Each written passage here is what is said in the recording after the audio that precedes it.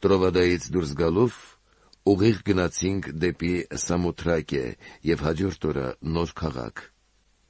Այնտեղից էլ Փիլիպպ է, որ Մակեդոնիայի առաջին գավառի մեկ քաղաքն էր, Կողովնիա։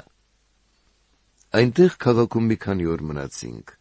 Շաբաթ օրը քաղաքից դուրս ելանք դեպի գետափ, ուր հրեաները սովոր էին աղոթք անել։ Եվ նստած խոսում էինք հավաքված կանանց հետ,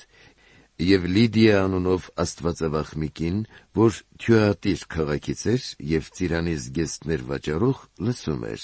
և նրա սիրտը Տերն ինքն էր բացել անսալո Պողոսի խոսքերին։ Եվ երբ որ մկրտվեցին ինքը և իր տունը, նա աղաչեց և ասաց. «Եթե ինձ Տիրոջ հավատացող եք համարում, իմ տունը մտեք և օթևանեցեք», և ստիպելով մեզ տարավ։